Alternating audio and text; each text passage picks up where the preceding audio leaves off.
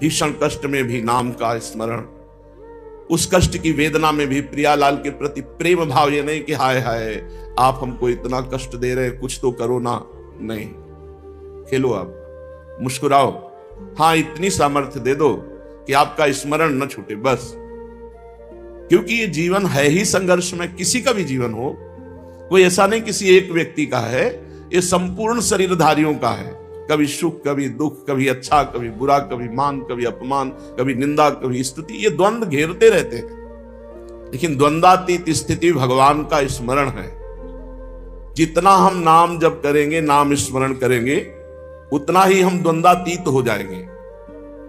श्री गोस्वामी तुलसीदास जी कह रहे हैं, जो पै जिय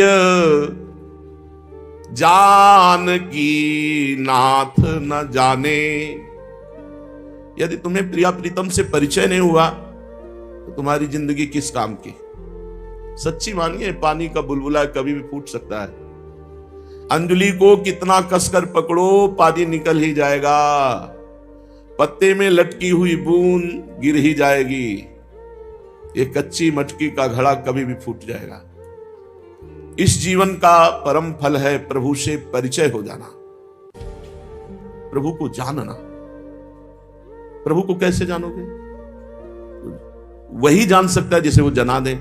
सोई जाने यही देव जनाए। अब वो कैसे जनाएंगे? जब आप निरंतर पुकार करोगे, राधा राधा वल्लभ, राधा वल्लभ, राधा वल्लभ। हर समय नाम जप करोगे, नाम कीर्तन करोगे, वाणी पाठ करो, लगे रहोगे। वो देख रहे हैं कि ये हमें पाना चाहता है, ये हमें जानना चाहता है, तो जना देंगे। यदि आप प्रिया प्रीतम का नाम, प्रिया प्रीतम की शरणागति, प्रिया प्रीतम की सेवा, ये सब छोड़ करके और कोई अनुष्ठान करें तो सब कर्म धर्म श्रमदायक ऐसे कहत सयाने। जो पैजिए जानकी नाथ न जाने।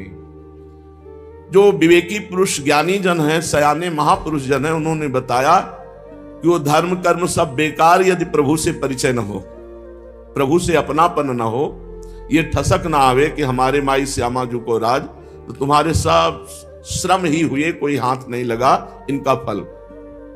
तो सब कर्म धर्म श्रमदायक ऐसे ही कहत सयाने। जो पे जिय जानकी नाथ न जाने।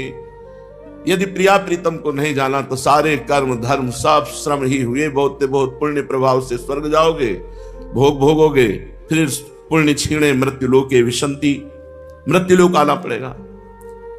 जे सुर सिद्ध मुनि सजोग विद वेद पुराण बखाने। पूजा लेत देत पलटे सुख हानि लाभ अनुमाने। जो पैजिय जानकी नाथ न जाने। वेद पुराण कहते हैं कि जितने देवता हैं, सिद्ध हैं, मुनीश्वर हैं, योगी हैं, ये सब आपके पहले पुण्यों को लेते हैं, पूजा को लेते हैं। इसके बाद वो आपको नाशवान सांसारिक पदार्थ देते हैं। धोखा हमारे साथ। वो नाशवान सांसारिक सुख देते हैं, सांसारिक उन्नति देते हैं, पर उसके बदले में हमारा पुण्य, हमारा अनुष्ठान, हमारा साधन वो लेते हैं। ऐसे फ्री नहीं दे देते कोई भी देवता, कोई भी मुनीश्वर, कोई भी योगी। और वो देते समय ये विचार नहीं करते कि इसका लाभ होगा कि हानि होगा। जो मांगा सो दे दिया। लेकिन हमारे प्रभु हैं ऐसे कि 100 बार मांगो तो भी नहीं देंगे यदि उससे हानि होने वाली है। और वो तुम्हारे पुण्य नहीं, तुमसे कुछ नहीं लेंगे, अपनी तरफ से देंगे, पर शर्त है जो पै जी जानकी नाथ न जाने। यदि अपने जानकी नाथ मान लिए, अपने प्रियालाल मान लिए, अब वो देख लेंगे। अब आपके पुण्यों की, आपके सत्कर्मों की, आपके अनुष्ठान की जरूरत नहीं है। लेकिन यदि ऐसा नहीं है तो हमारे प्रभु ऐसे पूरा जगत मांगता रहता है, ऐसे नहीं देते। भगवान के 2 सिद्धांत समझने होंगे। एक सिद्धांत है प्रभु से अपनापन करके मांगना, वो भी आर्त है, अर्थार्थी है, जिज्ञासु है। भगवान ने ज्ञानी को भी भक्त कहा, 4 प्रकार के मेरे भक्त हैं। यदि हम प्रियालाल को अपना मानते हो फिर कोई बात मांगते हैं तो उसमें हमारे अनुष्ठान का खर्चा नहीं होगा, हमारे पुण्य खर्चा नहीं होंगे। हमारे मालिक हैं, हम उनके नौकर हैं, हमारे स्वामी हैं, हम उनके सेवक हैं। अगर वो देने लायक वस्तु है तो देंगे, नहीं तो नहीं देंगे, चाहे 1000 बार मांगो। ऐसा कृपालु कौन होगा? हम लोग अज्ञानी जीव यही सोचते हैं अगर ये काम बन जाता तो सब बन जाता। भगवान ने हमारी एक नहीं सुनी, नहीं सुनी इसलिए कि काम नहीं बनता। उसके बड़े माया के विचित्र दाव हैं। भगवान ने देखा कि ना देने में ही इसका हित है। और एक है कि भगवान से अपनापन नहीं किए, मंदिर गए भगवान से मांगे, तो अब आपको उतना अनुष्ठान करना पड़ेगा, तपस्या करनी पड़ेगी। उतना अनुष्ठान और तपस्या के बल से जब मांगोगे तब तुम्हें वरदान मिलेगा। एक है अपनेपन का और एक है जैसे दुकान में जाकर खरीदना। तो प्रभु आप ही एक ऐसे स्वभाव वाले हैं जो अहेतुकी कृपाल, और इसका हित होगा कि नहीं तभी देंगे, नहीं नहीं देंगे चाहे जितना। नारद जी ने साफ दे दिया लेकिन ब्याह नहीं होने दिया। लेकिन जितने देवता सिद्ध मुनीश्वर और योग के ज्ञाता हैं वे सब लेकर ही बदले में कुछ देते हैं। आपके सिवा ऐसा किसका नाम है जो धोखे से बोल दे राधा राधा राधा? अगर ऐसे ही चिल्ला पड़े राधा राधा राधा तो पाप के समूह भस्म हो जाते हैं। करोड़ों दुष्टों ने इस नाम के प्रभाव से स्थिति प्राप्त की है, करोड़ों दुष्टों ने। अजामिल ब्राह्मण व्यभिचारी वैश्यागामी पुत्र के बहाने नारायण बुलाया, परम पद का अधिकारी हो गया। व्याध हिंसक स्वभाव वाले जो राम नहीं कह सकते थे, मरा मरा कहकर ब्रह्म ऋषि हो गए। गजेंद्र जो मूढ़ योनि को प्राप्त था, पूर्व जन्म के भजन का स्मरण आया और भगवत प्राप्त चतुर्भुज नारायण स्वरूप हो गया। जटायु भगवान के स्मरण के प्रभाव से गीध देह तज धरि हरि रूपा, हरि रूप होकर वैकुंठ धाम को गया। पर उसका चिंतन बहुत गाढ़ था। जब भगवान ने देखा तो आगे पड़ा जटायु, देखा सुमिरत राम चरण की रेखा, भगवान के चरण चिन्हों का चिंतन कर रहा है। अंतिम समय है, पूरा काट दिया है दशानन ने, पंख काट दिए, बहुत तरह से घायल कर दिया, समझ रहे हैं प्राण निकलने वाले हैं। तो जटायु जी क्या कर रहे हैं? सुमिरत राम चरण की रेखा, भगवान के चरण चिन्हों का चिंतन कर रहे हैं। ये भगवान ने देखा। आगे बढ़ा जटायु, देखा सुमिरत राम चरण की रेखा, भगवान ने दौड़ करके गोद में उठा लिया।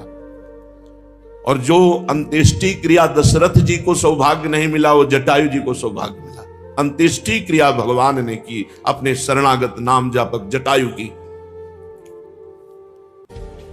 करोड़ों दुष्टों का उद्धार भगवान ने किया। काको नाम धोखे सुमिरत, पातक पुंज पराने, विप्र बधिक गज गीध कोटि खल, कौन के पेट समाने। कौन ऐसा है जो नीच पतितों को, दुष्टों को उद्धार करे, अपने गले से लगाए? ऐसा कोई नहीं है। आप हो प्रभु। धोखे से भी आपका नाम निकल जाए तो आप परम मंगल करने वाले हो। हे प्रभु, मेरु से दोष दूरी करी जन के, रेणु से गुण उर आने। सुमेरु पर्वत सबसे बड़ा पर्वत है। सुमेरु पर्वत के समान पाप हो, दोष हो, अवगुण हो, प्रभु मानते ही नहीं, क्योंकि वो शरणागत है। और कह रहे रेणु कण, छोटा थोड़ा सा भी गुण, थोड़ा सा भी भजन, थोड़ा भगवान की सेवा, भगवान उसे बहुत करके मानते हैं।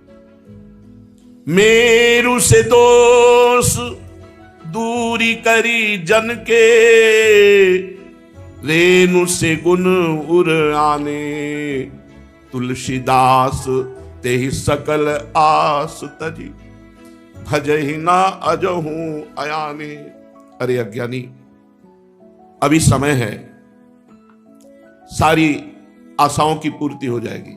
तुम छोड़ो अन्य से आशा करना, एकमात्र प्रभु के दास बन जाओ, बस हो जाएगा सब कुछ। प्रभु की शरण में आ जाओ। अरे अजाने, अरे मूर्ख, समय क्यों नष्ट कर रहा है? कोई ऐसा त्रिभुवन में प्रभु जैसा नहीं है। प्रभु के समान नहीं, फिर प्रभु से बढ़कर कौन होगा? एक नियम ले ले, जबान से व्यर्थ बकवाद न करके नाम जप करेंगे। नाम का ऐसा अभ्यास कि जितना कष्ट हो उसमें और नाम चले। जब विशेष कष्ट होता है तब कष्ट की स्मृति होने लगती है, अभ्यास पुष्ट न होने के कारण। और जब भीषण कष्ट होता है तो भगवान की विस्मृति नहीं होती, अभ्यास पुष्ट होने के कारण। अभ्यास पुष्ट कर लो। काहे न रसना राम ही गावही, निश दिन पर अपवाद वृथा कत, रटि रटि राग बढ़ावही। काहे न रसना राम ही गावही। अरे जीव, तुझे बोलना ही तो है, तो बोलना भगवान नाम। क्यों व्यर्थ का बकवाद बोलती है? रात दिन दूसरे की वार्ता, दूसरे की निंदा, दूसरे की चुगली, क्यों पाप कमा रहे हो? ये तो बहुत घातक वस्तु है। उपासक को बंद कर देना चाहिए। या तो प्रभु की चर्चा बोले और या फिर मौन रहे। किसी के विषय की चर्चा ना अच्छा ना बुरा। कोई तुमसे कह रहा बहुत अच्छा है, भगवान की कृपा है, वो बहुत बुरा है, क्या लेना देना है? श्री हरिवंश चल दे, कुछ नहीं। उसके विषय में ना अच्छा बोले ना बुरा। तात सुनो मायाकृत गुण और दोष अनेक, गुण या उभय न देखी, देखी सो अविवेक। हे तात, ये गुण दोष मायाकृत हैं। उत्तम बात यह है कि ना किसी के गुण देखे ना किसी के दोष देखे, क्योंकि गुण दोष देखना अज्ञान है। उसमें श्री भगवान को देखे, भगवान बैठे हैं। तो निस दिन पर अपवाद वृथा कत, रति रति राग बढ़ावही। काहे न रसना राम ही गावही। हे जिभ्या, तू व्यर्थ में चुगली, निंदा, स्तुति ये क्यों किसी की करते? प्रभु की तरफ अपनी वाणी को लगाओ, उनके चरित्र गाओ, उनके नाम गाओ, उनका नाम का कीर्तन करो खूब। बड़ा आनंद। भगवान में चित्त जुड़ जाए तो चाहे जितने कष्ट में हो, बड़ा आनंद। भगवान में चित्त ना जुड़ा हो तो राग द्वेष का ही चिंतन होता है। नर मुख सुंदर मंदिर पावन, बसी जनिता ही लजावही। शशि समीप रही त्याग सुधाकत, रवि कर जल कहां धावे। गोस्वामी जी कह रहे, यदि तुम अपनी जिह्वा से नाम रटने का, भगवत लीला चरित्र गाने का नियम ले लो तो ये मुख रूपी सुंदर घर पवित्र हो जाए। ये घर ना रह जाएगा, फिर मंदिर बन जाएगा। क्यों लज्जा वाली बातें करते हो? विषय की बातें छोड़ो, भगवान का नाम रटो, जिससे तुम्हारा मुख मंदिर हो गया। चंद्रमा के पास रहते हुए भी अमृत को छोड़कर क्यों मृग तृष्णा जल के लिए दौड़ लगा रहे हो? कभी प्यास नहीं बुझेगी। अमृत है नामामृत, राधा नाम सुधा रसम। ये नाम अमृत रस से पियो, तृप्त हो जाओगे, सारी कामनाएं पूर्ण हो जाएंगी, शांत हो जाएंगी।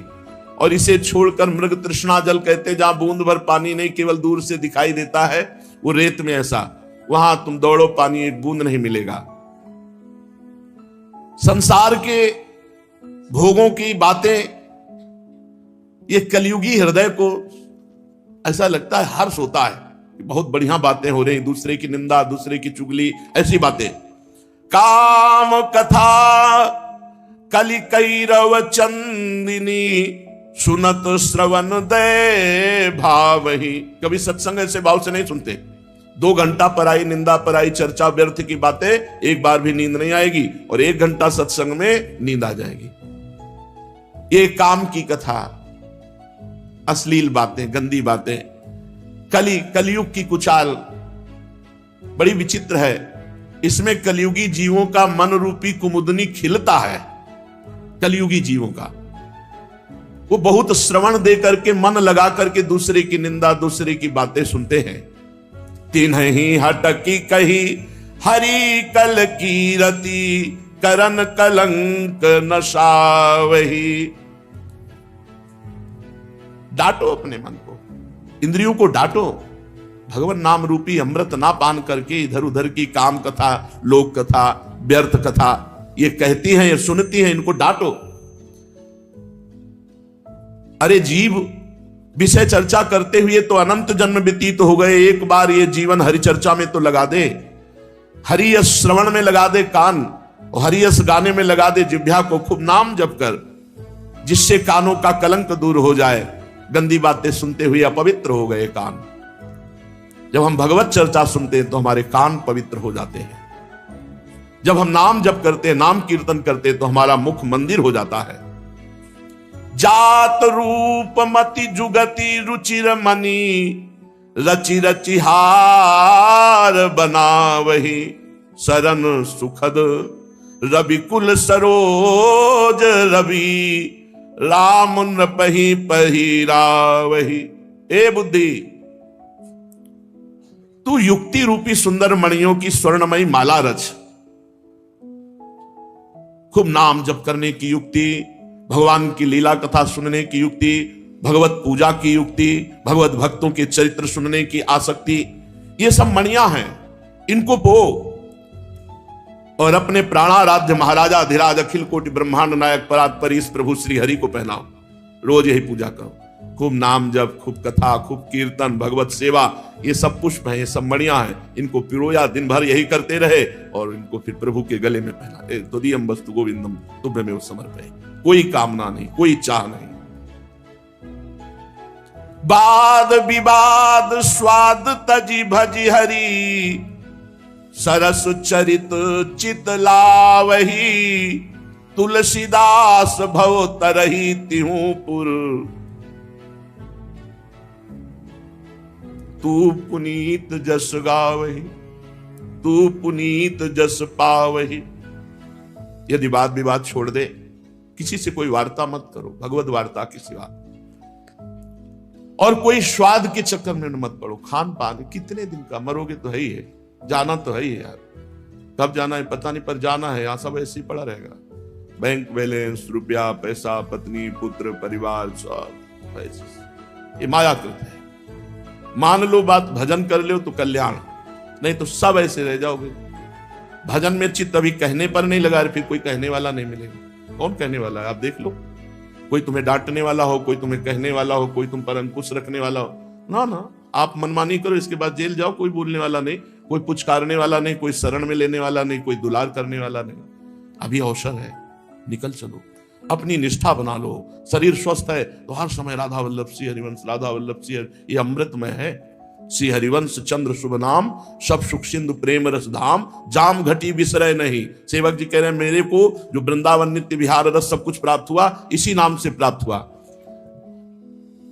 यदि आप घर से निकलते समय श्री हरिवंश, श्री हरिवंश, श्री हरिवंश, श्री हरिवंश, सब बिंद नष्ट हो जाएंगे। प्रभाव देखिए अब कैसे ये दिव्य नाम है। ये दिव्य नाम अपने आप प्रकट होकर श्रद्धा, विश्वास, दृढ़ता खरीद लिया। अब जो कुछ है वो श्री हरिवंश है। ये कृपा है इस समय। वाद विवाद स्वाद तज भज हरि, सरस चरित चित लावे। प्रभु के ऐसे मंगलमय पावन चरित्र है जिनको सुनकर हमारा चित्त प्रभु में आसक्त हो जाए। इसलिए स्वादिष्ट भोजन का त्याग, वाद विवाद का त्याग, किसी से भी हम किसी भी तरह कोई संभाषण न करके नाम जप अधिक से अधिक बढ़ाएं। जैसे हमको कल यहां से जाना है तो जल्दी से जल्दी समेट लें कीमती चीजें, क्योंकि जाना है तो कीमती चीजें हैं भगवान का नाम, भगवान की कथा, दूसरे को सुख पहुंचाना, भगवत सेवा करना, ये कीमती है। ये नष्ट नहीं होंगी, किसी काल में नष्ट नहीं होंगी। तुलसीदास जी महाराज कहते हैं संसार सागर से तू मुक्त हो जाएगा, तीनों लोकों में तेरा यश हो जाएगा, तेरी पावन कीर्ति फैल जाएगी यदि तू वाद विवाद, काम कथा, लोक कथा, व्यवहार कथा, राज कथा त्याग करके भगवान की चर्चा सिर्फ भगवत प्राप्ति के लिए, उसका उद्देश्य यदि और हुआ तो हम भगवत प्राप्ति होगी ये बात नहीं कह सकते। भगवान की कथा देखो, इसीलिए गोस्वामी तुलसीदास जी ने लिखा, चौथी भगति मम गुणगन करे कपट तज गान। कपट मतलब अपने स्वार्थ की पूर्ति के लिए भगवत कथा कहना, ये अलग हो गया, और भगवत प्राप्ति के लिए भगवत चर्चा करना, भगवत चर्चा सुनना, ये अलग हो गया। तू तीनों लोगों को पावन करने वाला बन जाएगा। इसलिए जीवन का परम लाभ भगवान के आश्रित होकर ये जान लेना कि हमारे स्वामी हैं श्यामा श्याम, और रात दिन उनकी सेवा में, उनके सुमिरन में रहना। चलते हैं श्रीमद् भागवत महापुराण, जिसमें भगवान ने समुद्र मंथन करा करके दिव्य रत्नों को प्रकट किया। 14 रत्न जो कुछ दैत्यों को मिले, कुछ देवताओं को मिले, और कुछ स्वयं श्री भगवान ने स्वीकार किए।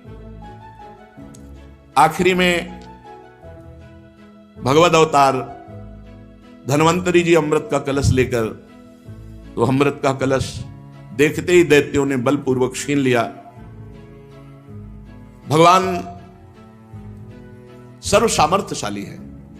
देवता बड़े चिंतित हो गए कि जिसके लिए हम इतना प्रयास कर रहे हैं वो प्रयास तो निष्फल हो गया। भगवान तो अमृत कलश देखते ही रह गए धन्वंतरी जी, और दैत्य छीन ले गए। भगवान ने कहा तुम चिंता मत करो, मैं अभी अमृत तुम्हें पान कराता हूं। इससे एक बल मिलता है। साधक जब साधना करता है तो उसकी साधना को बाधा पहुंचाने के लिए माया उसकी पहुंचते पहुंचते हटा देती है। जैसे सब कुछ हो गया, अमृत निकल आया, पर पीने को नहीं मिला, दैत्य ले गए। तो भगवान के यदि आश्रित है तो कोई भी बाधा उसे परास्त नहीं कर सकती। सीम की चाप सटे को ताशु, बड़ रखवार रमापति जाशु। भगवान ने मोहिनी रूप धारण किया, और स्पष्ट भगवान ने कहा कि देखो हम कुलटा हैं, स्वच्छंद चारणी हैं, हम पर विश्वास न करना। और मुस्कुराकर स्त्री सुलभ कटाक्ष, ऐसे सुंदर कि भगवान शंकर मोहित हो गए थे। सोचो, पास में त्रिपुर सुंदरी अंबा रहती हैं, त्रिपुर सुंदरी हैं, त्रिभुवन में कोई सुंदर अंबा जैसा नहीं है। तो अंबा पास में रहती हैं तो भला वो सुंदरता से मोहित क्या होने वाले, पर भगवान की ऐसी सुंदरता थी कि भगवान शिव मोहित हो गए। तो ये दैत्य बेचारे कैसे नहीं मोहित हो जाते। इन्होंने अमृत कलश हाथ में दे दिया। भगवान ने कहा उचित और अनुचित जो भी हम करें तुम हमें दोष नहीं दोगे, तो हम अमृत कलश में अमृत बांटने के लिए तैयार हैं। दैत्यों ने कहा नहीं टोकेंगे। पहले भगवान दैत्यों की तरफ से गए, पर नेत्रों के कटाक्ष से बांधते हुए अमृत किसी को नहीं पिलाया। पर जब देवताओं की तरफ पंक्ति में गए, दोनों पीठ की पंक्तियां बैठा ली थी कि एक दूसरे को देख न सके। बड़ी रफ्तार से भगवान पिलाते चले जा रहे, तो दृष्टि दैत्यों की तरफ थी। इतने में राहु नाम का एक दैत्य ने सोचा कि आखिरकार हो क्या रहा है। उसने देखा, तुरंत मुड़ना ही था, ऐसे किया सो सूर्य चंद्रमा के बीच में था। सूर्य चंद्रमा ने कहा प्रभु ये राहु दैत्य। भगवान ने सुदर्शन चक्र का प्रयोग किया, जिससे अमृत अभी नीचे नहीं उतर पाया था, तो नीचे तो मृत हो गया, ऊपर का दिव्य हो गया। अमृत पान करके वो आज भी सूर्य और चंद्रमा को पूर्णिमा और अमावस्या को ग्रहण लगते हैं। पूरा अमृत पिला दिया देवताओं को, कलश सामने फेंका दैत्यों के, और अपने स्वरूप में आ गए। अरे उनका तो हरि है, हमारे साथ तो बड़ा धोखा हुआ। भगवान गरुड़ को बुलाया, गरुड़ पे बैठे उड़ गए। अब देवता और दैत्यों में भारी युद्ध प्रारंभ हो गया।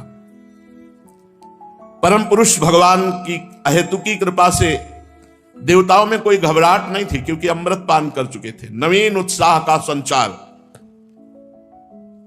विविध प्रकार से दैत्यों और देवताओं का युद्ध हुआ। बलि ने कहा इंद्र, जो लोग काल शक्ति की प्रेरणा से अपने कर्म के अनुसार युद्ध करते हैं, वो जीत और हार, यश और अपयश और मृत्यु इनकी परवाह नहीं करते हैं। इसी से ज्ञानी जन इस जगत को काल के अधीन समझकर ना तो विजय होने पर हर्ष से फूल उठते हैं, और ना तो अपकीर्ति, हार और मृत्यु होने से शोक के वशीभूत होते हैं। तुम लोग तत्वज्ञानी नहीं हो, इसलिए फूल रहे हो कि अमृत पी लिया है।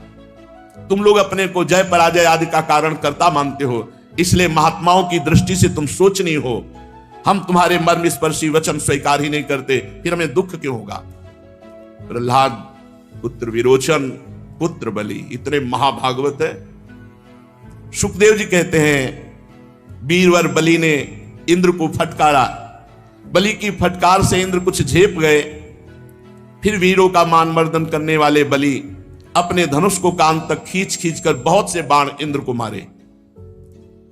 इंद्र का अत्यंत तिरस्कार किया, पर इंद्र मरने वाले तो है नहीं, क्योंकि अमृत पी चुके हैं।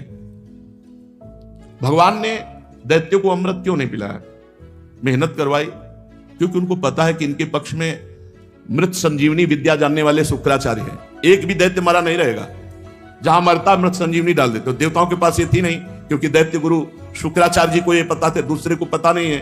तो इसीलिए भगवान ने विचार पूर्वक कि इनके पास मृत संजीवनी विद्या है और इनको अमृत पिला देते हैं, दोनों समान हो जाएंगे। देवराजेंद्र और बलि का बहुत समय तक युद्ध हुआ।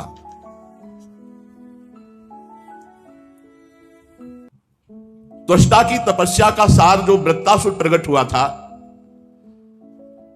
इंद्र ने कहा मैंने वज्र के द्वारा उसको मार डाला। अनेक दैत्य जो बहुत बलवान थे, किसी अस्त्र शस्त्र से नहीं मरते थे, उनको मृत्यु के घाट इसी वज्र से उतार दिया। वही मेरा वज्र ये नमुच नाम के दैत्य को क्यों नहीं मार पा रहा? ये ब्रह्म तेज से बना हुआ वज्र इसके गले में खरोच भी नहीं कर पा रहा। इंद्र बहुत विषाद करने लगे। नमुची आक्रमण पे आक्रमण कर रहा है, पर देवराज इंद्र का वज्र काम नहीं कर रहा। तो आकाशवाणी हुई कि ये दानव ना सूखी वस्तु से मरेगा ना गीली वस्तु से, इसे वर मिल चुका है। सूखी या गीली वस्तु जो ना होगी उससे मर जाएगा। इसलिए इंद्र इस शत्रु को मारने के लिए विचार करो जो सूखी और गीली वस्तु ना हो। आकाशवाणी सुनकर के बड़ी एकाग्रता से विचार करने लगे कि कौन सी ऐसी वस्तु है जो सूखी या गीली नहीं है, उससे मारा जा सके। तो ध्यान में आया भगवत प्रेरणा से फेन। फेन ना सूखा है और ना गीला है, इसलिए उन्होंने समुद्र का फेन लिया और फेन फेंका, तो फेन से उसकी गर्दन कट गई, जो वज्र से नहीं कटी थी। गंधर्व शिरोमणि विश्वावसु तथा परावसु गान करने लगे, देवताओं की दुंदुभियां बजने लगी, नर्तकियां आनंद से नाचने लगी। इस प्रकार वायु, अग्नि, वरुण आदि दूसरे देवताओं ने भी अपने शत्रुओं को परास्त किया। ये भगवान की लीला होती रहती है, कभी दैत्य परास्त करते देवताओं को, कभी देवता दैत्यों को, कभी साधु जनों की विजय होती, कभी असाधु जनों की विजय होती है। पर जो भगवान की छत्र छाया में रहते हैं उनका सदा मंगल ही होता है। नारद जी आए और कहा देवता और दैत्यों, आप लोग अपने अपने बल को लगाकर देख चुके हो, अब हमारी आज्ञा है कि दोनों सुख समृद्धि को प्राप्त हो और युद्ध बंद करो। सुखदेव जी कहते हैं देवताओं ने देवर्षि नारद की बात मानकर अपने क्रोध के वेग को शांत किया, और फिर दैत्यों ने भी वही बात मानी और युद्ध बंद हुआ। नारद जी एक ऐसे महात्मा हैं कि देवता मतलब कंस के पास जाते हैं तो वैसे सम्मान, वसुदेव जी के पास तो कहीं भी जाएं इनका कहीं तिरस्कार नहीं, और सबको ऐसा लगता है मेरे हित की ही बात कहते हैं। जो मरे हुए दैत्य थे, देखो शुक्राचार्य जी ने अपनी मृत संजीवनी विद्या से उनको जीवित कर दिया। किसी के कोई घाव नहीं, कोई कटे अंग नहीं, सब स्वस्थ। इसीलिए भगवान ने देवताओं को अमृत पिलाया। बलि जी भगवान का चिंतन करते हुए ना दुख ना सुख। जब ये सुना कि भगवान ने मोहिनी अवतार धारण किया है, असुरों को मोहित करके देवताओं को अमृत पिला दिया, तो सती से कहा देखो हम जा रहे हैं भगवान के जहां जहां अवतार होते हैं वो अवतारों के दर्शन करते हैं, अब हम इस मोहिनी अवतार के दर्शन के लिए जा रहे हैं। देवी ने कहा कि हम भी साथ चलेंगे, माता जी ने। तो कुछ गणों ने, नित्य पार्षद जो हैं, उन्होंने कहा हम भी साथ चलेंगे, भगवान के दर्शन करेंगे। भगवान गौरी शंकर और उनके पार्षद ये सब भगवान के धाम पहुंचे। भगवान मुस्कुराए, सर्वांतर्यामी हैं, खड़े होकर प्रणाम किया भगवान श्री हरि ने। विराजो महाराज, आज ये शिव परिकर कैसे पूरा आगमन हुआ, कारण क्या है? महादेव जी ने कहा समस्त देवताओं के आराध्य देव आप विश्व विजयी जगदीश्वर जगत स्वरूप हैं। समस्त चराचर पदार्थों के मूल कारण ईश्वर और आत्मा भी आप ही हैं। इस जगत का आदि अर्थात प्रकट करने वाले, मध्य अर्थात पालन करने वाले, अंत अर्थात प्रलय करने वाले आप ही हैं। आप अविनाशी हैं, आप हमारे स्वरूप हैं, आप दृष्टा दृश्य भोक्ता भोग भाव से रहित हैं। वास्तव में आप चिदानंद मात्र ब्रह्म हैं। प्रभु, ये हमने आपका अवतार सुना है, मोहिनी अवतार।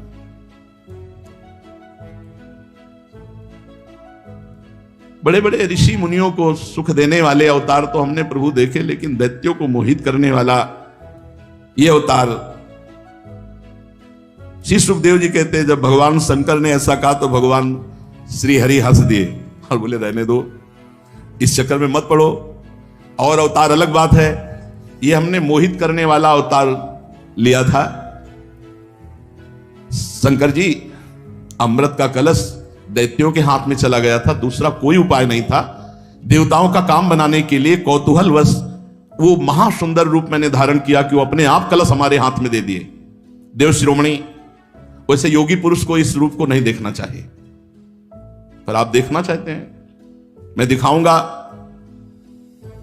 परंतु ये आप में भी उत्तेजना पैदा कर सकता है, पहले बता दिया, आप में भी उत्तेजना पैदा कर सकता है। संकल्प प्रभवोदयम, काम संकल्प आपके अंदर उदय हो सकता है। भगवान शंकर ने कहा प्रभु आप ही तो है ना, कोई और तो नहीं है ना, हम देखना चाहते हैं। बस जहां भगवान विराजमान थे वहां से अंतर ध्यान।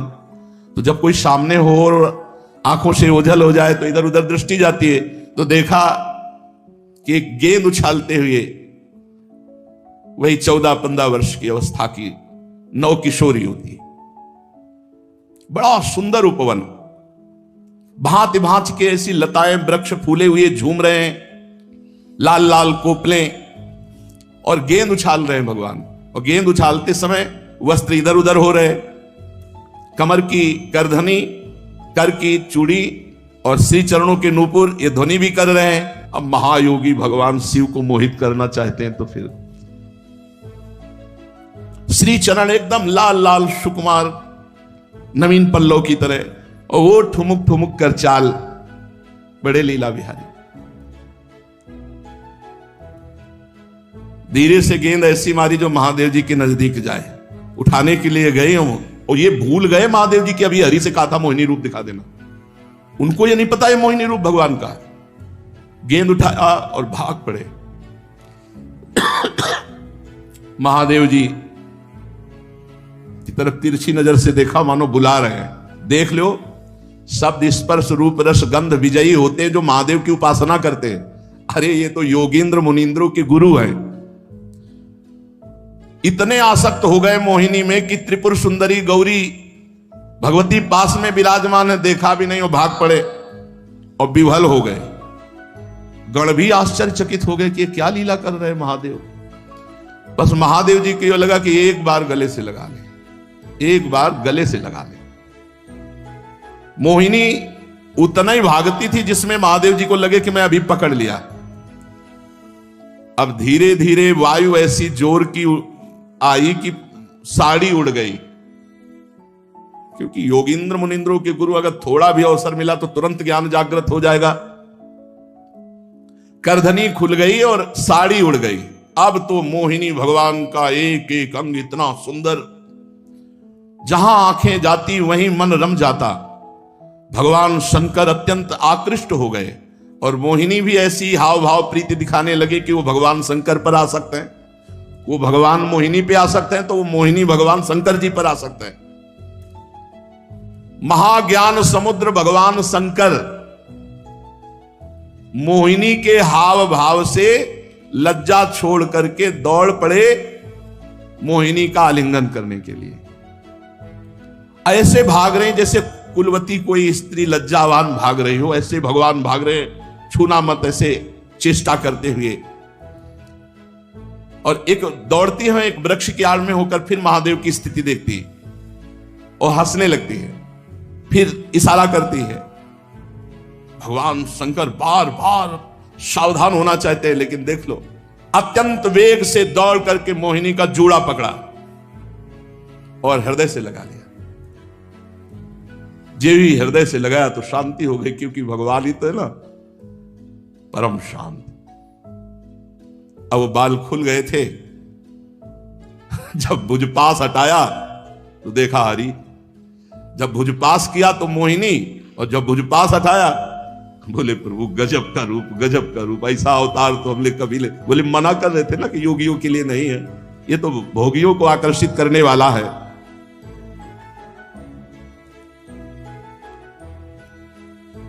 भगवान श्री हरि उन्होंने कहा, देव शिरोमणे, भगवान ही तो है ना, कोई दूसरी स्त्री थोड़ी है, क्यों कामासक्त हो गए। भगवान ने कहा, श्री हरि ने, देव शिरोमणे, मैं ये देख रहा हूं कि ये सब हुआ, पर आपकी निष्ठा में कोई फर्क नहीं है। ये बड़े आनंद की बात है कि मेरी अपार माया का प्रयोग आपके ऊपर हुआ, ऐसे हाव भाव किए, पर आपकी स्थिति वही रही। स्थिति में आप, ये तो भगवान ही देख सकते हैं ना, स्थिति नहीं बिगड़ी, ये लीला बाहरी हुई, पर स्थिति लीला बाहरी इसीलिए हुई कि हरि ही है, वो जान रहे हैं शिव जी कि हरि है, तो हरि और हर में कोई अंतर थोड़ी है। यद्यपि मेरी ये गुणमयी माया बड़ों बड़ों को मोहित कर देती है, फिर भी अब ये आपको कभी मोहित नहीं करेगी, क्योंकि सृष्टि आदि के लिए समय समय पर उसे शोभित करने वाला काल मैं ही हूं। इसलिए मेरी इच्छा के विपरीत यह रजोगुण आदि की सृष्टि माया नहीं कर सकती। जिस पर मैं कृपा करता हूं उसे माया परास्त नहीं कर सकती। श्री सुखदेव जी कहते, परीक्षित, इस प्रकार भगवान श्री हरि ने भगवान शंकर का सत्कार किया। तब उनसे विदा लेकर के एवं उनकी परिक्रमा करके वे अपने गणों के साथ कैलाश को चले गए।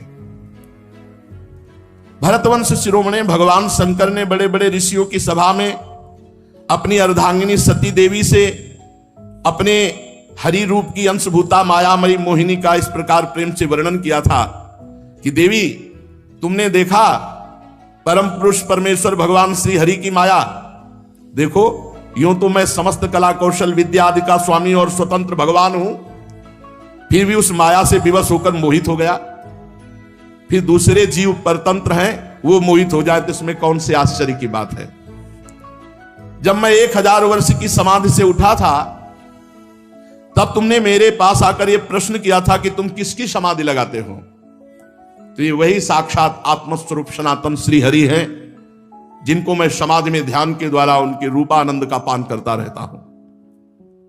ना तो श्री हरि को काल ही सीमा में बांध सकते हैं और ना वेद ही वर्णन कर सकते हैं। इनका वास्तविक स्वरूप अनंत और अनिर्वचनीय है। श्री सुखदेव जी कहते, परीक्षित, मैंने विष्णु भगवान की ऐश्वर्यपूर्ण लीला तुमको सुनाई, जिसमें समुद्र मंथन के समय अपनी पीठ पर मंदराचल धारण करने वाले भगवान का वर्णन हुआ। जो पुरुष भगवान का ये समुद्र मंथन, मोहिनी अवतार धारण करना, भगवान शंकर का मोहिनी रूप में आसक्त हो जाना, ये चरित्र सुनेगा, वो भगवान की माया से मोहित नहीं होगा। ये लीला संसार के समस्त क्लेश मिटाकर बिना परिश्रम के भगवत प्राप्ति कराने वाली है। सीधा जी मानो इसी को, जो गीता जी का श्लोक है, इसी को चौपाई में कह रहे हैं, जो नर होई चराचर द्रोही, आवे सभय शरण तक मोही, तजी छल कपट मोह मद माना, करऊं सद्य तेहि साधु समाना, कोटि विप्रबद लागे जाहू, आए शरण तजहू नहीं ताहू। करोड़ ब्राह्मणों के मारने की हत्या हो, चराचर का द्रोही हो, और भगवान यहां कहते हैं मैं उसे साधु बना दूंगा। और एक श्लोक में कहते हैं, दुष्कृति पापी और मूढ़ नराधम ये मेरी शरण में नहीं होते। तो एक श्लोक भगवान ने ऐसा, एक श्लोक ऐसा। तो जब कोई दुष्कृति किसी संत महापुरुष के भाव में आ गया, किसी भी तरह श्रद्धा, एक तो दुष्कृति की श्रद्धा ही नहीं होगी, अगर हो जाए श्रद्धा, कोई घटना घट जाए, कोई विपत्ति में फंस जाए, कुछ जैसे नौराजी नाम का डाकू एक जंगल प्रांत में रहता था, वहां से कोई भी गुजर जाए उसे मार डालता था, जो भी मिलता छीन लेता और मार डालता था। महाप्रभु चैतन्य देव जी जब तीर्थ यात्रा के लिए जा रहे थे तो लोगों ने हाथ पैर जोड़कर मना किया कि संत भगवान भी गए, मारे गए, निकल नहीं पाए, वो बहुत क्रूर स्वभाव का राक्षस है, इधर मत जाइए। अब वो तो अवतार ही हुआ था ऐसे जन पावन करने के लिए, ऐसे जो नीच जन हैं उनको उत्तम पद देने के लिए भगवान कभी कभी अवतार धारण करते महापुरुषों के रूप में। महाप्रभु भाव में गए और जब सुनाई दिया कि कुछ लोगों की आवाज आ रही नजदीक, तो एक पेड़ के नीचे बस महामंत्र का कीर्तन शुरू कर दिया और उनके साथ कृष्णदास जी थे, दो ही जोर जोर से नाम कीर्तन। महाप्रभु के अमृतमय वाणी कानों में पड़ने से एकदम खड़ा हुआ, भागा हुआ आया और जब देखा तो आंखों से आंसू चल रहे हैं, रोमांच, हरि बोल हरि बोल। कभी जिंदगी में किसी साधु महात्मा को प्रणाम नहीं, बख्शे नहीं तो प्रणाम की क्या जरूरत, साष्टांग लौट गया, प्रभु मेरा उद्धार। प्रभु ने साथ रखा, उसका अंतिम संस्कार महाप्रभु चैतन्य देव के द्वारा हुआ, उसके रास्ते में प्राण त्याग दिए थे। नरवाहन जी, अंगुलीमाल, बड़े बड़े ऐसे अपवित्र आचरण करने वाले जब संत महापुरुषों से उनकी मुलाकात हो गई, महासंगस्तु दुर्लभ हो, तो वो अपने आचरणों को त्याग करके शरण में हो गए, तो वो महात्मा बन गए। बड़े बड़े संतों को साथ में नहीं रखा, लेकिन नौराजी डाकू को आगे की यात्रा में साथी रखा महाप्रभु चैतन्य देव ने, और जब उसका शरीर पूरा हुआ भगवत धाम गया। इसलिए कभी कभी सौभाग्य ऐसा उदय हो जाता है कि नराधम, मूढ़, दुष्कृति जनों को भी भगवान की कृपा से भक्तों का संग मिल जाता है, तो वो साधु बन जाते हैं।